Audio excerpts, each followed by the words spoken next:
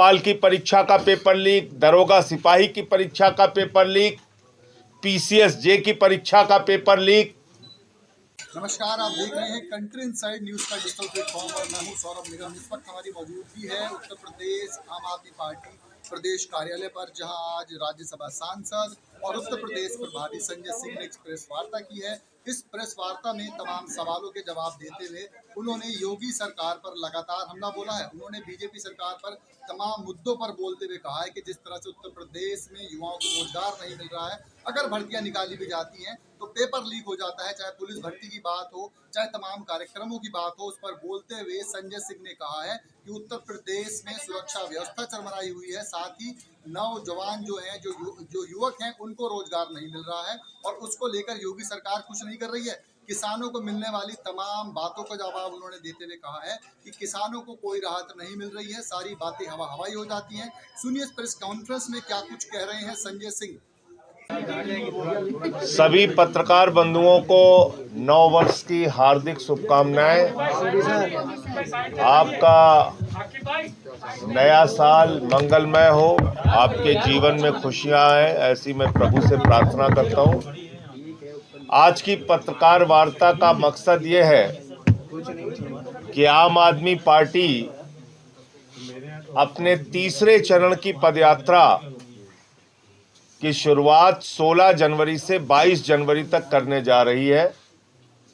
आपको मालूम होगा, पहला चरण रोजगार दो, सामाजिक न्याय दो, सरयू से संगम तक चला। दूसरा चरण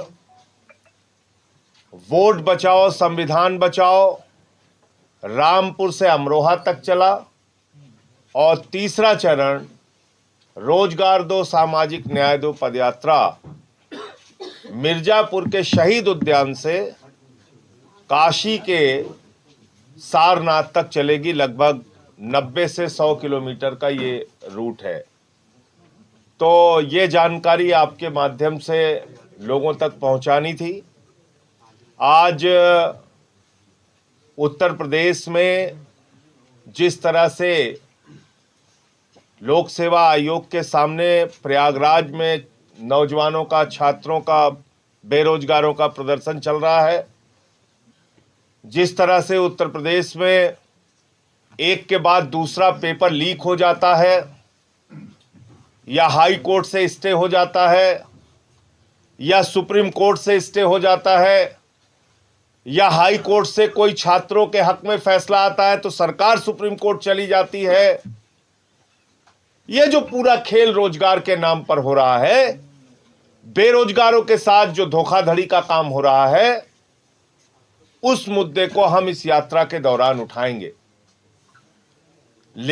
और जो परीक्षाएं हो रही हैं उसमें आरक्षण का घोटाला कर दो, यानी कोई ना कोई गड़बड़ी कर दो जिसके कारण से नौकरियां ना मिलने पाए नौजवानों को। 69,000 शिक्षकों की भर्ती में ओबीसी का आरक्षण खा लिया। बांदा विश्वविद्यालय की भर्ती में ओबीसी का आरक्षण खा लिया। लखीमपुर कोऑपरेटिव बैंक की भर्ती में ओबीसी का आरक्षण खा लिया। पशुधन विभाग के भर्ती में वहां पे आरक्षण खा लिया। तो सामाजिक न्याय का जो मुद्दा हम उठा रहे हैं, उसके पीछे सबसे बड़ी वजह यह है कि आरक्षण जो ओबीसी का, एससी का, एसटी का संवैधानिक हक है, वो किसी बीजेपी के द्वारा मिला हुआ हक नहीं है, संविधान के द्वारा मिला हुआ अधिकार है। उसमें भी गड़बड़ी और घोटाला उत्तर प्रदेश के अंदर हो रहा है। और साथ ही साथ कभी हम देखते हैं पासी समाज के बुजुर्ग को पेशाब चटवाई जाती है, कभी हम देखते हैं कथावाचक की चुटिया काट दी जाती है, कभी हम लोग देखते हैं कि एक सीआरपीएफ के जवान को घोड़ी पे नहीं चढ़ रहे उत्तर प्रदेश में हो रही हैं। तो ये सारे मुद्दे भी हम लोग इस यात्रा के दौरान उठाएंगे।